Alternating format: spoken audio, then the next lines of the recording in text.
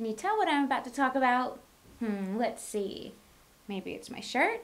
Or, I don't know, how about my necklace? Or maybe it's this huge, gigantic Mickey I have behind me that gives it away. Yep, I'm talking about Epic Mickey. If you haven't been able to tell already, I'm a huge, huge Disney fan. Like, bigger than what you already think is a huge Disney fan. Been to Disney World over 30 times, been to Disneyland, I'm getting about 25 times, and I am just the biggest Disney fan. That doesn't mean I blindly look into Epic Mickey and think it's the greatest game ever.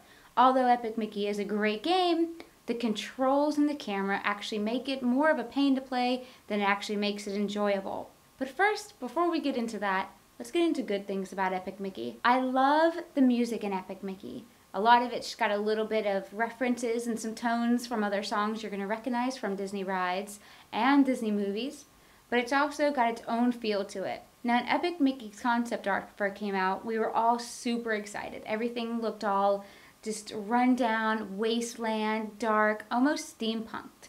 And then later when they showed the game in Game Informer and they showed screenshots, we all kind of went, oh, really? Because it kind of just went really cheesy with the graphics.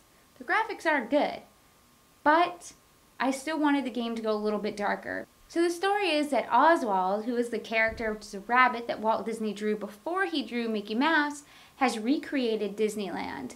And that's where all the forgotten characters and forgotten aspects of rides can go and live in peace in their forgotten world. So it's not actually Disneyland, it is more just of a wasteland version. Now Oswald is very mad because Mickey has stolen his thunder and Mickey's come along and he's the hero, everything Oswald wanted to be. You can go through and you can repaint the world with paint, or you can go through and kind of help destroy it with paint thinner. So the game really allows you to choose your own little decisions that way, and also the game will reward you depending on how you're playing it through. One of my favorite things about Epic Mickey is definitely all the subtle and very, very secretive references. They've got their Disney references that pretty much anybody that's familiar with Disney is going to understand, but they also have this super deep down secret references that only hardcore people like myself are going to get. I also love how integrated everything that Disney was and now is in the game. For instance, you collect e-tickets, and if you don't know, but Disneyland, when it was first opened, was actually a ticketed attraction.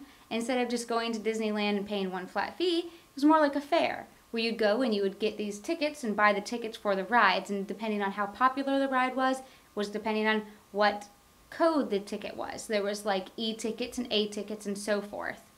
Also, one of my favorite aspects are the in-game achievements when you collect pins. Now, if you don't know this, but Disney parks have this special little trading group of fans, and we go around trading Disney pins. We can trade them with cast members, we can buy them in the stores, we collect lanyards with pins. Disneyland gets pins that Disney World doesn't get. Parks at Disney World gets pins that Disneyland doesn't get, and so forth. In fact, I collect Disney pins. Of course I do. So I'm going to show them to you. Now that we got all the good stuff about Epic Mickey out of the way, let's go ahead and get into the bad, because I'm not blind to the fact that there are bad points of Epic Mickey. One of the things I dislike the most is I will spend an hour, hour and a half repainting a whole level, because that's the point of the game, is to repaint or destroy it more with the paint thinner. So of course I'm going the good route, I'm repainting everything, and yeah, I'll spend a good hour and a half repainting a level, complete it 100%, finish all the missions in the level, leave, and then for some reason, like a fetch quest will have me go back. I go back and everything's unpainted again. It didn't save any of my progress.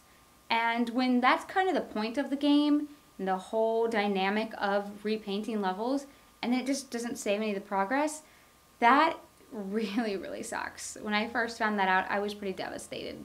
Also, if you've played it, then you know that the controls and the camera are horrendous. Like, awful. The controls definitely remind me of some of the worst controlling N64 games. Epic Mickey just feels like an N64 game without all the motion control, of course. I definitely don't think I'd be enjoying Epic Mickey as much as I am if it wasn't Mickey.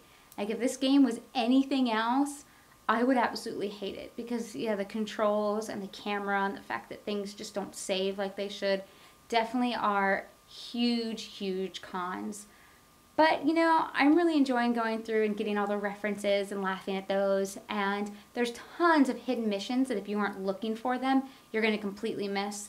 I mean, you can always just skim off the top and just go with the main storyline missions. But you know, you're missing a lot. If you're going to be playing this game and putting up with the controls, then you might as well really dig deep and get those hidden missions. Oh, and one other thing I don't like is when you're going from level to level, you have to play this little section of like old Disney films or Mickey cartoons.